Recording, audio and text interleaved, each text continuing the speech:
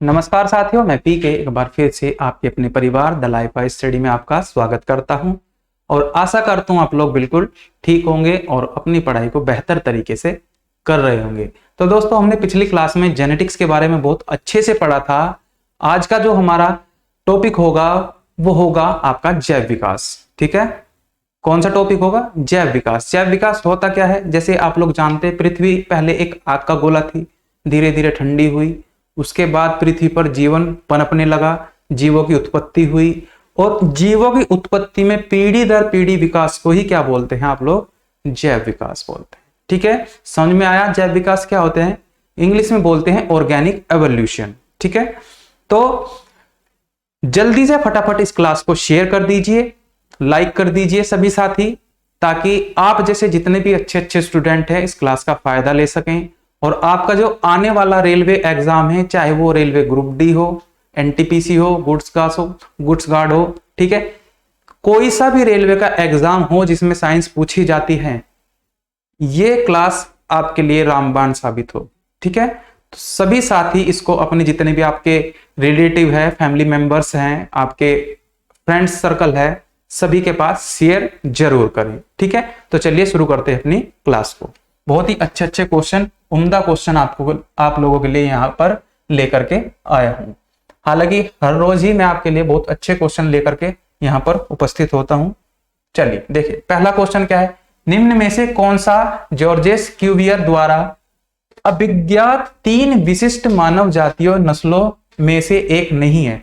ठीक है, जिनके बारे में इन्होंने बताया है वो उनमें से कौन सी नहीं है? देखो, आपका जो मानव को विभिन्न जातियों में बांटा गया है, किसके आधार पर? एक तो हाइट के आधार पर, स्किन के आधार पर, आपके फेस के स्ट्रक्चर के आधार पर, खोपड़ी की लंबाई के आधार पर, तो विभिन्न जातियों में बांटा गया है। लेकिन इन्होंने क्या किया? जॉर्जेस क्यूवियर ने इन्होंने 3 भागों में बांटा है। किसके आधार पर? स्किन के आधार पर बांटा है।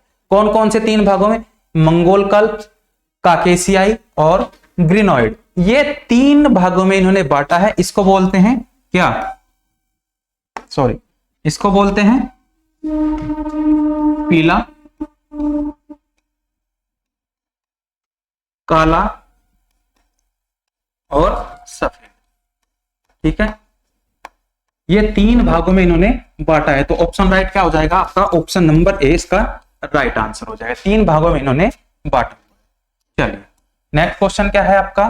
नेक्स्ट क्वेश्चन है, होमोसेपियंस शब्द किसके द्वारा दिया गया था? होमोसेपियंस, देखो, होमोसेपियंस जो है वो वर्तमान मानव का वैज्ञानिक नाम है, होमोसेपियंस। होमोसेपियंस शब्द का मतलब क्या है? बुद्धिमान व्यक्ति। ठीक है, समझ में आया? होमोसेपियंस शब्द का मतलब है बुद्धिमान व्यक्ति। ठीक है, तो ये किसने दिया था? ये दिया था लीनियस ने। ऑप्शन नंबर ए इसका क्या हो जाएगा? राइट आंसर हो जाएगा ऑप्शन नंबर ए। ठीक है, लीनियस। अगला क्वेश्चन क्या है? अगला क्वेश्चन है, होमोसेपियंस शब्द किसने गढ़ा था? होमोसेपियंस शब्द किसने गढ़ा था? तो इसका राइट आंसर भी क्या होगा? Linnaeus, option number C. चलिए, अगला क्वेश्चन क्या है? सर्वाइवल ऑफ द फिटेस्ट वाक्यांश किसने गढ़ा था या किसने दिया था? यह दिया था आपका हर्बर्ट स्पेंसर ने। किसने दिया था? हर्बर्ट स्पेंसर ने दिया था सर्वाइवल ऑफ द फिटेस्ट। ठीक है, याद रहेगा। चलो, अगला क्वेश्चन क्या है? इसमें से किस प्रकार के अंगों की बुनियादी संरचना एवं उत्पत्ति समान होती है किंतु उसके कार्य भिन्न होते हैं? इससे क्या समझते हो आप? इनमें से किस प्रकार के अंगों की बुनियादी संरचना उत्पत्ति समान होती है? यानी कि अंग जो एक समान होते हैं, एक जैसे होते हैं, लेकिन उनके कार्य अलग अलग होते हैं। ठीक है, तो ये क्या होते हैं? समजात में होते हैं। समजात मतलब जैसे आप देखो, मनुष्य के हाथ हैं और आपके गाय के जो अग्रपाद होते हैं, ठीक है, क्या है? समान है, एक जैसे दिखाई देते हैं, लेकिन कार्य दोनों का क्या है? अलग अलग है। ठीक है, समझ गए? कार्य दोनों का अलग अलग है। तो ये किस में आते हैं? समजात श्रेणी में आते हैं। समजात, समझ गए? किस श्रेणी में आते हैं? समजात की श्रेणी में आते हैं। ठीक है, चलो, अगला क्वेश्चन क्या है? अगला क्वेश्चन है, जिन अंगों की मूल संरचना भिन्न होती है लेकिन दिखने में एक समान एक जैसे होते हैं और उनके कार्य भी समान होते हैं, उन्हें क्या कहा जाता है? यानी कि देखो, इसने क्या बोला क्वेश्चन में, जिन अंगों की मूल संरचना भिन्न होती है, मूल संरचना भिन्न यानी कि उनका आकार अलग अलग होता है लेकिन दिखने में एक जैसे होते हैं और उनके कार्य भी समान होते हैं, उन्हें क्या कहा जाता है? उन्हें कहा जाता है क्या? समरूप अंग। समरूप अंग जैसे देखो एक एग्जांपल दूं मैं आपको, जैसे कीट हो गई, कीट के पंख है और पक्षी जो बड़े पक्षी है उनके भी पंख है। देखो आकृति में अलग हो गए लेकिन काम क्या है दोनों का? दोनों का काम समान है, उन्हें उड़ाना। ठीक है, समझ गए किस तरह से है? इनको बोलते हैं समरूप अंग। समझ गए ना? चलो मैं आपको बहुत अच्छे से समझाने की कोशिश कर रहा हूं। अगर किसी को कोई बात समझ में ना आए तो कमेंट जरूर करें और कमेंट में क्वेश्चन का आंसर करते जरूर चले। ठीक है, वैसे अंग जिनकी मौलिक संरचना तो एक समान होती है परंतु उनके द्वारा किया जाने वाला कार्य भिन्न होता है, क्या कहे जाते हैं? अभी आपको क्या बताया था? जिनकी मौलिक संरचना तो समान होती है लेकिन कार्य अलग अलग होते हैं। कैसे होते हैं? वो समजात होते हैं, समजात। ठीक है, जिनकी संरचना एक समान होती है, कार्य अलग अलग होते हैं, मौलिक संरचना। ठीक है, कैसे होते हैं? समजात। ऑप्शन नंबर डी इसका क्या हो जाएगा? राइट आंसर हो जाएगा। चलो अगला क्वेश्चन क्या है? समरूप अंग है। समरूप अंग इनमें से जो आपके सामने नाम दिए गए हैं इनमें से किस किस के अंग है समरूप? समरूप के बारे में मैंने आपको क्या बताया था अभी? रूप में समान एक जैसे दिखने वाले लेकिन कार्य अलग अलग। ठीक है, तो किस किस के? देखो चमगादड़ का पंख और व्हेल का पंख, ये क्या करते हैं? चमगादड़ क्या करती है? उड़ती है। और पानी में व्हेल के पंख भी क्या करते हैं? उसको तैराने का काम करते हैं। ठीक है, तो इनके काम क्या हो गई? समान हो गई। Option number B. ठीक है, ऑप्शन नंबर बी इसका क्या हो जाएगा? राइट आंसर हो जाएगा। नेक्स्ट क्वेश्चन क्या है? मानव जाति होमो सेपियंस के प्राचीन सदस्यों के अवशेषों में देखे जा सकते हैं, यानी कि कहां पर देखे जा सकते हैं?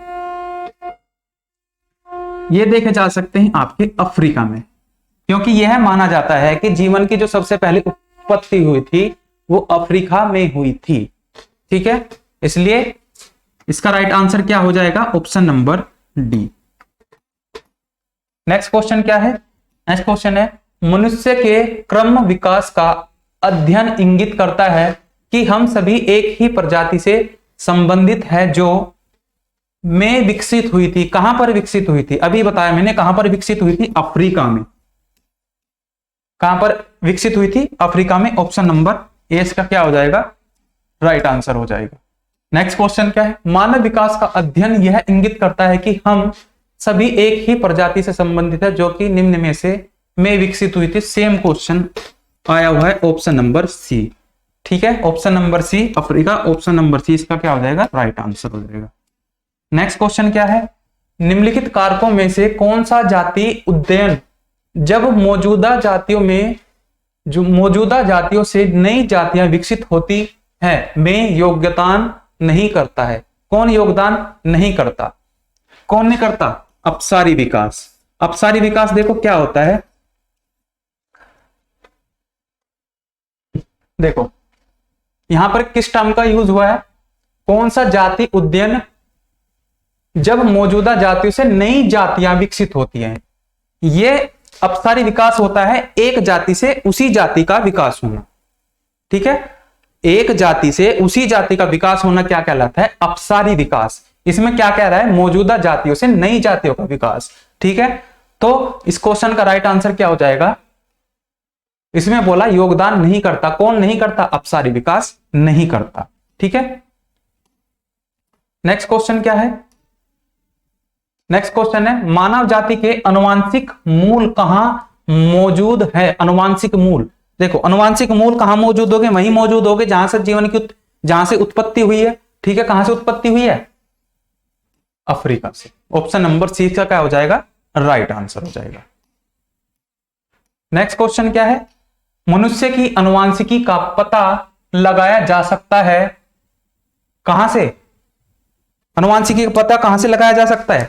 भाई जहां पर उत्पत्ति हुई है वहीं पर तो लगाया जा सकता है। तो राइट आंसर क्या हो जाएगा? अफ्रीकी मूल से। अफ्रीकी मूल से पता लगाया जा सकता है। ठीक है, नेक्स्ट क्वेश्चन क्या है? नेक्स्ट क्वेश्चन है, जीवन की उत्पत्ति के बारे में अपेरेन का सिद्धांत किससे संबंधित है? अपेरेन का सिद्धांत किससे संबंधित है? ठीक है, तो राइट आंसर क्या हो जाएगा? रासायनिक विकास। अपेरेन के हिसाब से जीवन की उत्पत्ति जो हुई है वो कार्बनिक पदार्थों से हुई है। ठीक है, और कार्बनिक पदार्थों की उत्पत्ति किससे हुई है? अकार्बनिक पदार्थों से। ठीक है, कार्बनिक पदार्थों से। तो अपेरेन के अनुसार जो जीवन की उत्पत्ति हुई है वो कार्बनिक पदार्थों से हुई है, और कार्बनिक पदार्थों की जो उत्पत्ति हुई है वो अकार्बनिक पदार्थों से हुई है। तो इस क्वेश्चन का राइट आंसर क्या हो जाएगा? आपका रासायनिक विकास। ठीक है, रासायनिक विकास इसका option number A right answer. चलिए नेक्स्ट क्वेश्चन क्या है, प्रजातियों की व्यक्तिगत संख्या को बनाए रखने और उनके विलोपन को रोकने के लिए निम्नलिखित में से कौन सा आवश्यक है? विलोपन का मतलब विलुप्त होना। ठीक है, विलुप्त होने से कौन रोक सकता है? एक ही राइट आंसर हो जाएगा, प्रजनन। प्रजनन से क्या होता है? नए नए जीव पैदा होते हैं प्रजनन करने से। ठीक है, तो प्रजनन से ही किसी भी प्रजाति को विलुप्त होने से रोका जा सकता है। अगर प्रजनन नहीं होगा तो जिस जाति में प्रजनन नहीं हो रहा है वो जाति बहुत ही जल्द विलुप्त हो जाएगी। ठीक है, समझ गए? तो राइट आंसर क्या हो जाएगा? Option number B. Next question क्या है? नेक्स्ट क्वेश्चन, निम्नलिखित में से कौन प्रजातियों की संख्या को बनाए रखने और उनकी विलुप्तता को रोकने के लिए आवश्यक है? अभी मैंने बताया प्रजाति की विलुप्तता को रोकने के लिए कौन आवश्यक है? प्रजनन करना। ठीक है, प्रजनन करना। प्रजनन से ही विलुप्तता को रोका जा सकता है। ठीक है, चलो नेक्स्ट क्वेश्चन क्या है? नेक्स्ट क्वेश्चन है, आद्य वायुमंडल कम हो रहा था क्योंकि, चार ऑप्शन है, हाइड्रोजन परमाणु कुछ ही थे, हाइड्रोजन परमाणु सक्रिय थे और अधिक संख्या में थे, ऑक्सीजन परमाणु अधिक थे, नाइट्रोजन परमाणु अधिक थे। तो इस क्वेश्चन का राइट आंसर क्या होगा? हाइड्रोजन परमाणु सक्रिय थे और अधिक संख्या में थे। देखिए, वायुमंडल कम हो रहा था क्योंकि ऑक्सीजन की क्या थी? कमी थी। ऑक्सीजन की कमी थी और हाइड्रोजन परमाणु सक्रिय थे और अधिक संख्या में थे। ठीक है, इसलिए वायुमंडल कम हो रहा था। ठीक है, इसलिए वायुमंडल कम हो रहा था क्योंकि ऑक्सीजन की कमी थी। ठीक है, ऑक्सीजन की कमी थी। याद रहेगा? चल नेक्स्ट क्वेश्चन क्या है, जीवधारियों में नई प्रजाति का क्रमिक विकास करने की संभावना इनमें से किसकी अधिक है? किसकी अधिक है? ऑप्शन नंबर ए इसका राइट आंसर होगा द्विवर्ण अणुओं का विभाजन। द्विवर्ण अणुओं का विभाजन, नई प्रजातियों का क्रमिक विकास करने की संभावना इनमें से किसकी अधिक है?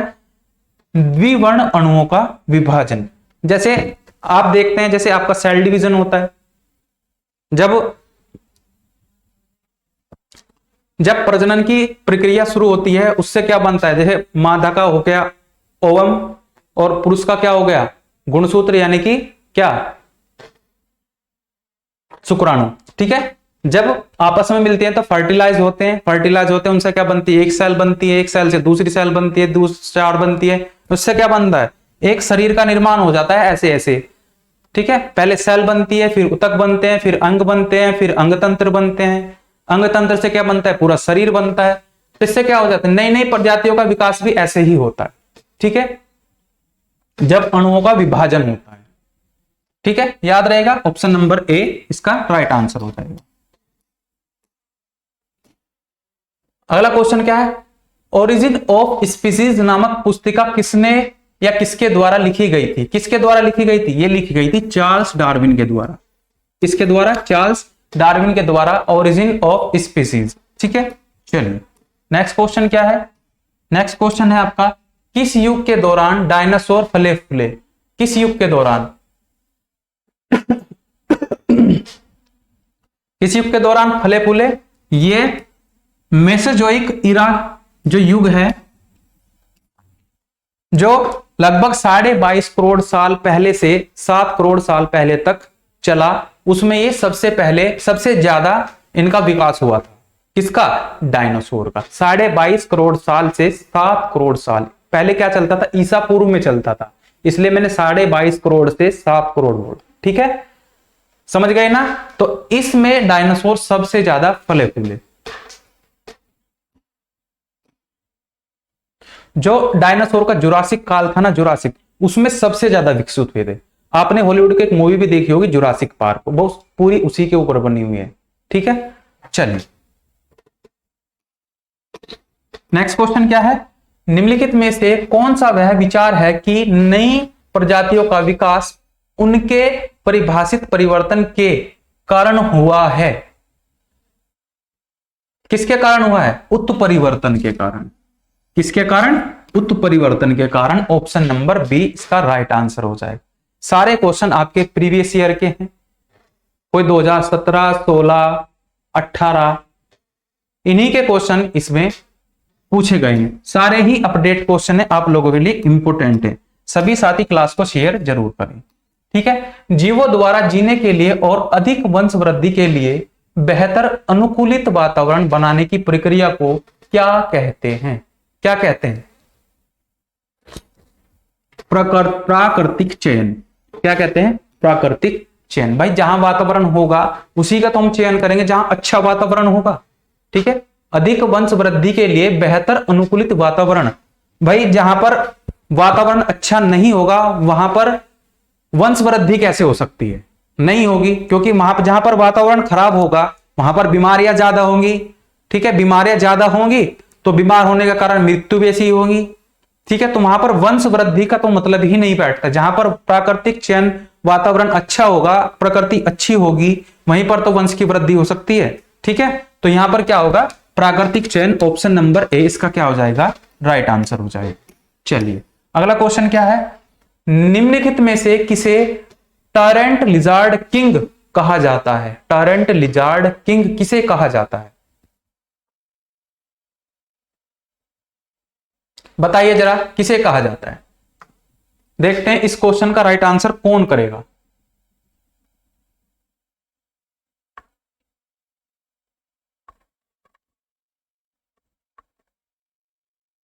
जल्दी से फटाफट इस क्वेश्चन का आंसर कीजिए।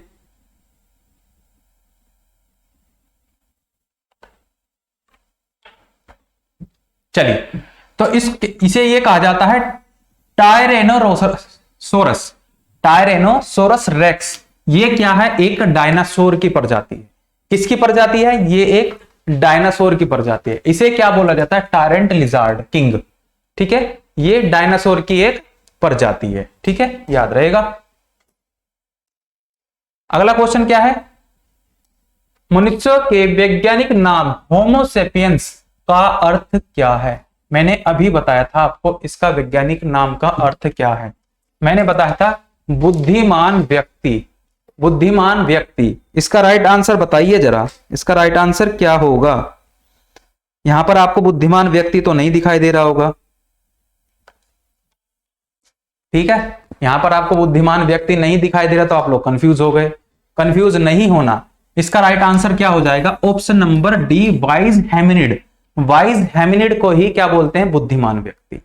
इसे ही क्या बोलते हैं? बुद्धिमान व्यक्ति, वाइज हैमिनिड। ठीक है, याद रहेगा। चल,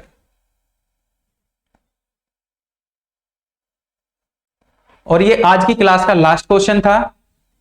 आज की क्लास कैसी लगी सभी साथी कमेंट करके जरूर बताएं, और क्लास को ज्यादा से ज्यादा शेयर जरूर करें। अपना जो ये आपका छोटा सा परिवार है इसको सपोर्ट करें, इसको ज्यादा से ज्यादा बड़ा बनाने की कोशिश करें, क्योंकि जितना बड़ा परिवार होगा उतने ही आपको अच्छा लगेगा। जितना आपका ये परिवार बढ़ेगा आपको उतना ही अच्छा लगेगा, हमें भी अच्छा लगेगा, क्योंकि हम जितनी मेहनत करते हैं वो केवल आप लोगों के लिए करते हैं। हमारा इसमें कोई स्वार्थ नहीं है, कभी हम आपको किसी चीज के लिए फोर्स नहीं करते, केवल एक चीज के लिए फोर्स करते हैं कि आप लोग सिर्फ पढ़ें और जल्दी से जल्दी एक गवर्नमेंट एम्प्लॉय बने। ठीक है, तो ज्यादा से ज्यादा शेयर करें, लाइक करें, एंड चैनल को सब्सक्राइब करें। ठीक है, तो चलिए मिलते हैं अपनी कल की नेक्स्ट क्लास में। तब तक के लिए बहुत बहुत नमस्कार, bye bye, tata, thank you, love you.